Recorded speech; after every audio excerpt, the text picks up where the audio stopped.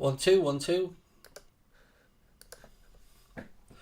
West Ham 3, Liverpool 2, simply not good enough. That's my immediate response to that. West Ham deserved their victory. It was like men against boys at times out there today. They wanted it more than we did. They worked harder. And David Moyes out-thunk, outworked, outbattled Jurgen Klopp's men. And we leave West Ham correctly with our tail between our legs and nothing to show for it. We didn't deserve anything from that game. We were sloppy defensively. Our goalkeeper, don't even fucking get me started on how Alisson Becker was dealing with those corners. But fair play. I want to start off the stream by, as always, giving credit to our opponents. West Ham deserved the win today. They fought for their manager, worked hard. You wouldn't think that they were the team that were playing away in Europe on the Thursday night while we were at home against Atletico Madrid. West Ham looked the fresher, they looked the stronger, they looked the more determined of the two teams, and Liverpool have some serious questions to answer. Defensively this season we are shipping far too many goals, and today that finger of blame is going to lie squarely with our goalkeeper. We often laud Alisson Becker, and rightly so. Today he was invisible, he was bullied, and he was awful. Awful. Let me say that again. Awful. 3 times. 3 times. Look, ladies and gentlemen, there's a load to get through in this one. I'm not going to let you guys down. I'm going to give it to you straight from the hip. 100% honesty. We are being brought to you today with thanks to our friends at Surfshark. Surfshark allows you to browse the internet entirely anonymously and unlock the world's largest Netflix libraries. It also keeps you anonymous and secure when out and about on public Wi-Fi. Surfshark secures your data with industry-leading VPN measures and protocols using uncrackable encryption. Today, you can get 83% off and 3 months free by using our discount code or a link in the chat. That'll bring you straight there, Bing Bang Bosh. Let's get to the game. Look. Early doors. First corner. Look at our goalkeeper. Look at him. All he's intent on doing is pushing and grabbing the person around him. Not watching the ball. Not watching what's going on around him. And he has a chance to come out in front of our bonnet, take man and ball, use his physicality, use his presence, and these things, you know the things goalkeepers are allowed to use, that opposition players aren't, and punch the ball. If you take our bonnet with you, so be it, but get that ball. That's your job. Get the ball. Second time in the 6-yard box again. Nowhere to be seen. Rice hits the crossbar with a header. Third time, back post, game in the balance. What happens? West Ham again. What's our keeper doing? He's feeling up Mikel Antonio, patting him on the back, asking him is he okay, while the ball goes over his head, and Kurt Zuma's at the far post, who, by the way, heads it through the keeper's hands. Through his hands. That's our 6-yard box. Where's our centre-backs? Where's our keeper? Where's our goddamn fight? Bullied. I always say the same thing, ladies and gentlemen. We as football fans will forgive a lot. We'll forgive being beaten by the better team, but we will not accept, and we should not accept, is a lack of fight, a lack of desire, and a lack of doing the basics right. And today, Jurgen Klopp's boys looked like we hadn't got a clue. You obviously got to give credit to your opponents, and West Ham deservedly got the win. No problems, no issues with any of the refereeing decisions. The only issue I have today lies squarely on the manager's shoulders and the players' shoulders. That's it. We weren't good enough. Absolutely pathetic. Bye-bye Premier League. It's done. We're not going to win jack shit. And why? Because we haven't got a fucking deep enough squad. Look at it again today. Klopp looks to the bench. Minamino and Origi. Fair play to Divock. Gave him a bit of stick, but he came on and scored. But that's the depth that we have. Obviously the manager doesn't think that they're good enough, or he'd be bringing them on earlier in the game. Thiago Alcantara, 200 grand a week, lauded as being one of the best midfielders of his generation, and we don't fucking start them. We bring him on with 25 to go when the game's already past us because West Ham had scored before we made the change. So many things today just weren't good enough. And that's unacceptable when you play for Liverpool Football Club. And that's unacceptable when you want to go and you want to win the big titles. These players should be doing more. Today was unacceptable from start to finish. There's no gloss in it. There's no namby-pamby bullshit excuses. It was like men against boys at times today. We couldn't find a teammate. We can't head a ball to save our life. And defensively, whether we want to admit it or not, this season, defensively, we were absolutely god-awful. God-awful. And I'm fuming. I'm fuming about it because already now, we're only in November and we're playing catch-up. We're the ones that are going to suffer when the lads go to the AFCON the most. We needed to bank the points early in the season. So look, I'm going to go over and see how you guys in the chat feel. I'm absolutely fuming. Fuming. Absolutely pathetic from us. Bye-bye league title, said Anthony. Joanne said, where's the passion gone? West Ham deserve the win. Yeah, look, full credit to David Moyes and West Ham. Absolutely no issues there.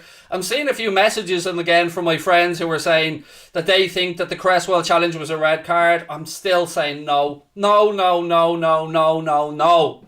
The Cresswell challenge won the ball. When you've got momentum in a challenge, sometimes there's going to be connection. Sometimes studs are going to hit the body. It's going to happen. We can't cry like little bitches and moan about it. We've got to man up. Man up. And win the battle. Win the physical battles all around the pitch. That's what we need to do. Not look for fucking excuses. Not look for the referee to bail us out. We need to take ownership in the moment and deal with it better. That's it. Looking at the ref for a bailout isn't going to help. So, I don't think Cresswell's challenge was a red card. I don't think their first goal should have been ruled out. I think that we were like a bunch of fucking pussies. That's what I think. And I'm sick of people looking for a get out of jail free card. We need to look within at times. We need to take responsibility for what goes on the pitch.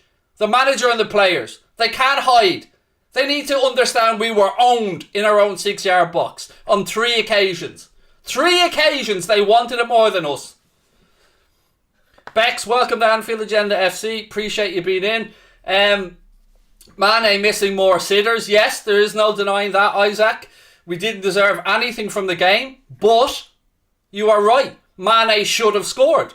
We shouldn't be leaving there with a point that we didn't deserve. But you're right. Mane missed Mane missed a sitter at the end of that game today. Salah, another game, for whatever reason, we weren't able to get him involved in the game. It wasn't through a lack of effort by Mo, but we weren't able to get him involved in the game. Club needs decent centre backup options in January, said Chaos Jokers. Need to give Klopp the cash and back him strongly.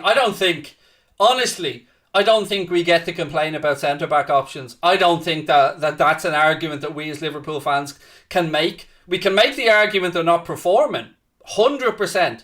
Talk about Van Dijk not being back to his best. Talk about Matip or talk about Nat Phillips or whoever you want. Absolutely. But we can't complain about the options. We have the options. Midfield, I think we can complain about the options. In attack, I think we can complain about the options. But I don't agree that we get to complain about our defensive options because we have 5 capable centre-backs. And look, Van Dijk was bullied.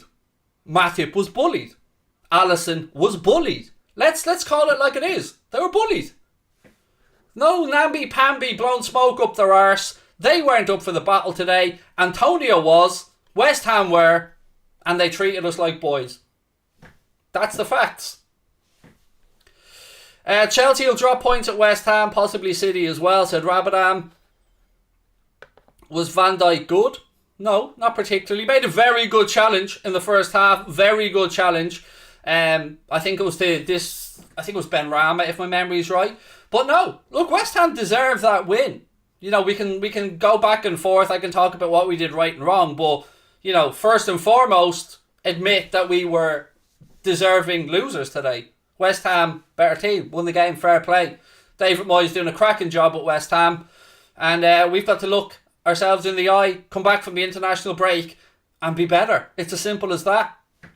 Alisson, I mean, I can't forgive that as a former keeper myself. I cannot, in good conscience, give him credit for all the amazing saves that he makes, and he does make a lot of great saves. But my God, man, on your 6-yard box. It's your domain. That's yours. That's it. You dominate that area. Take your own centre-backs and all out of it. I don't understand how somebody that big and physically imposing was glued to his fucking line.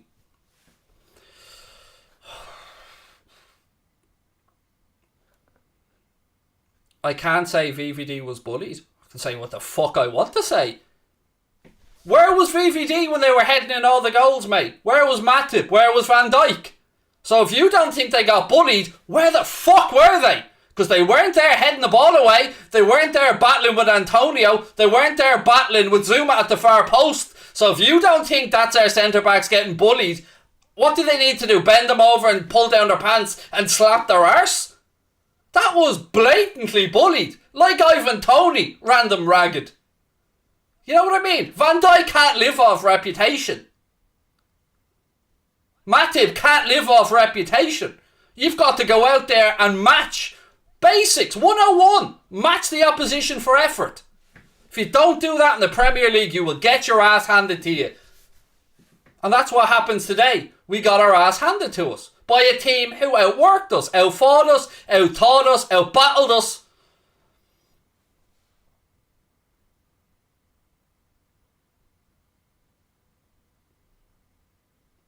Not good enough, exactly. It isn't good enough. And anybody who's in here blowing smoke up our players' arses today, I love the fact that you want to get behind our lads, but look, facts are facts. If we're willing to talk about them from the good things that they do, we're willing to put them up on a pedestal, it's up to them to stay on the pedestal. And do you think that any one of them today will go home and think we did our jobs? Do you think that Van Dijk, Matip and Alisson will go home today and say, yeah, we stood up there to be counted today, we made our presence be known, I can go home tonight, put my head on the pillow and go to sleep knowing I did my job? No, they can't. I'm sorry, they can't. We sucked, West Ham didn't. That was an embarrassing performance, said Liz. Bex, thank you for the super chat. Bex, hope you're well, said. I think we have too much bad blood in front between Mane and Salah. I might be wrong. I just feel like that. And now we've another one with Jota. We'll always try to score when the pass is needed. Look, I'd have to watch back the game, Bex, to really go through each incident and see if somebody was greedy or not. There was definitely some times today where it looked like out of frustration Mohamed Salah was trying to beat the entire West Ham team inside their own penalty area. Sadio Mane should have scored a goal at the end of the game, no doubt about that. Divock Origi, fair play to him, took his goal very well. And Trent's free kick was a sublime piece of dead ball ability from the young man. You know, nothing Fabianski could do about it. Wondrous strike from Trent. But after that, that's about it. That's about the end of the glory for us. Let's not forget as well, West Ham hit the bar with a header when Declan Rice bullied their defence as well. Full-backs getting exploited too high up the pitch. Teams know. Long ball diagonally. Do you know what the really annoying part is? West Ham didn't even have to work hard to turn over possession. We gave them the ball. Time and time again.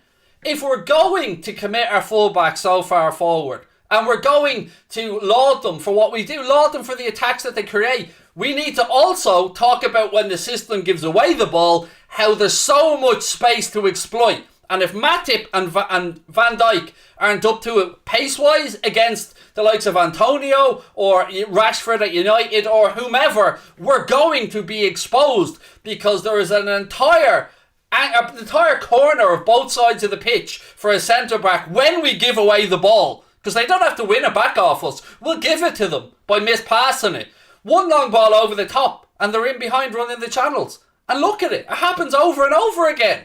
So we either have to talk about building through midfield and playing in a different way to create, or we have to drop our fullbacks further back and sacrifice something in attack because it's not working for us right now. It is not working. That man I miss will haunt me, said Josh. Mate, I'm how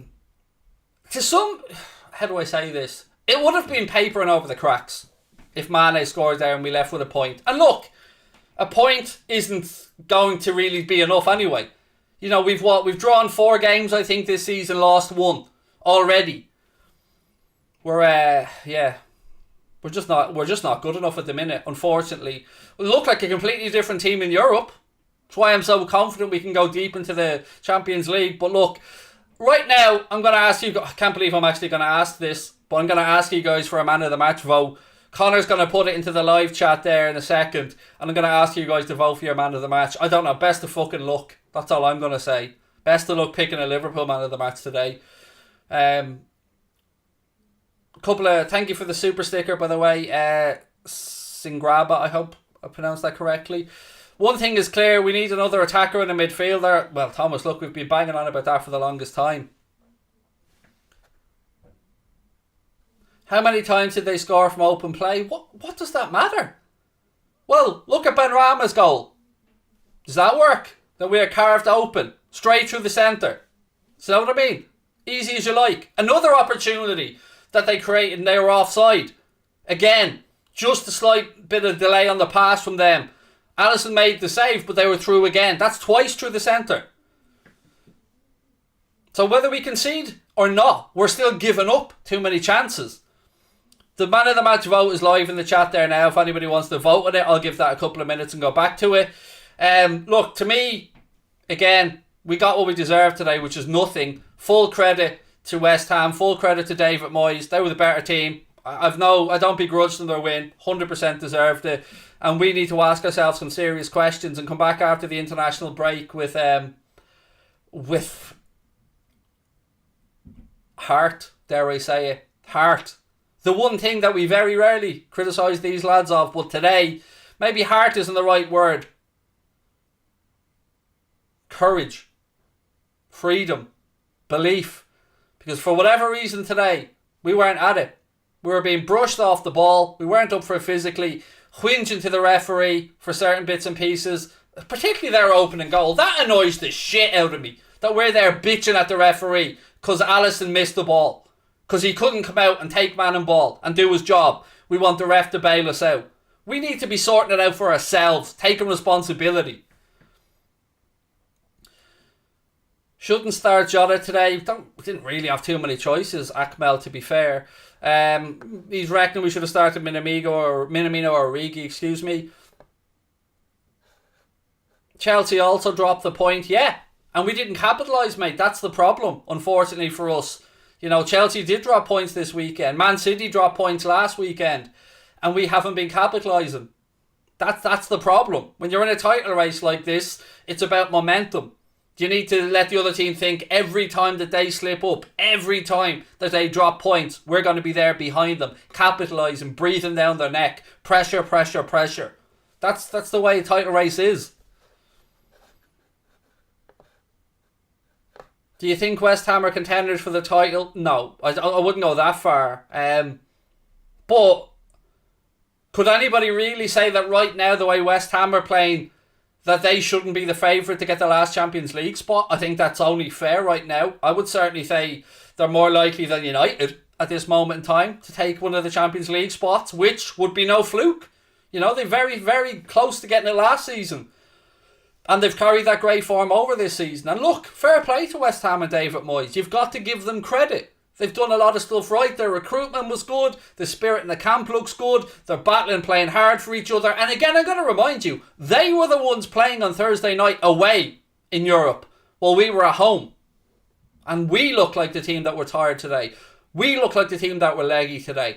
And I don't want to hear Klopp talk about players being tired. And I don't want to hear him talking about injuries. You don't get to moan about them when you tell us week after fucking week in the summer, who can we get in to replace these lads? Who can we get in that's better than these lads? Because I tell you what, anybody on Twitter will give you 20 players that will be improvement in the squad that we have. Or options for the manager. So anything but we aren't good enough isn't a fucking excuse in my eyes. Keeper, laughable for all of the goals. And I mean even the one that he slotted past them. Look at it. If Alisson stays on his 6-yard line for their goal, the one Benrahma side-footed past them, if Alisson stays on the 6-yard box, he gives the striker a decision to make. Or, excuse me, he gives the player a decision to make. But Alisson makes his mind up for him by coming racing out like a lunatic and leaving the entirety of the left side of his goal open.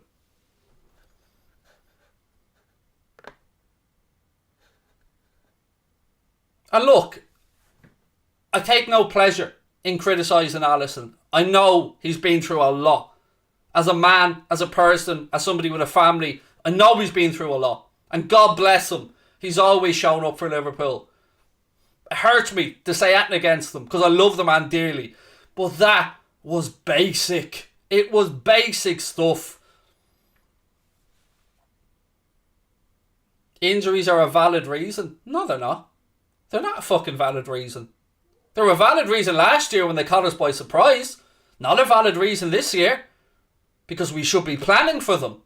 Anything that can go wrong will go wrong. That has to be the attitude. And how can we say injuries can be a reason? Can we look at our midfield and be surprised at injuries? That Thiago with a knock? That Matip may miss some games? That Oxlade-Chamberlain will miss them? That Hendo will miss them? Is that a surprise to anybody? No. Because these lads pick up knocks. We have players that will miss 15 to 20 games a season. So it isn't a valid excuse that we have injuries. We either need to be ruthless and remove the players with injuries, or we need to back the manager and allow him to have more squad depth. So I don't buy injuries as an excuse.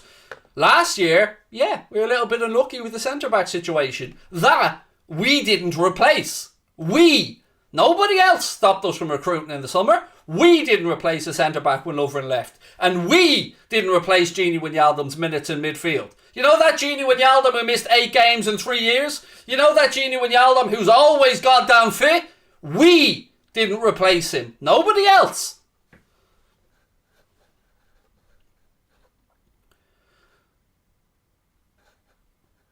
Nuralal said Oxlade-Chamberlain shocked him today. We played poorly. Yep, I agree, Sean. Look, I'm going to wrap up my post-match show, but I will be back in 1 minute with Paddy Murphy and Kyle from Nothing But Reds, and we're going to get stuck into this. So don't go anywhere. Link is at the top of the live chat. I'll be back to see if the other lads agree with me. Maybe Paddy, maybe Kyle will have a different perspective. I want to talk about the penalty incident. I want to talk about the red card incident that people seem to think was that I don't. I want to talk about the first goal. Did the lads think it was a free? Was it not? Don't go anywhere. Be back in 1 minute.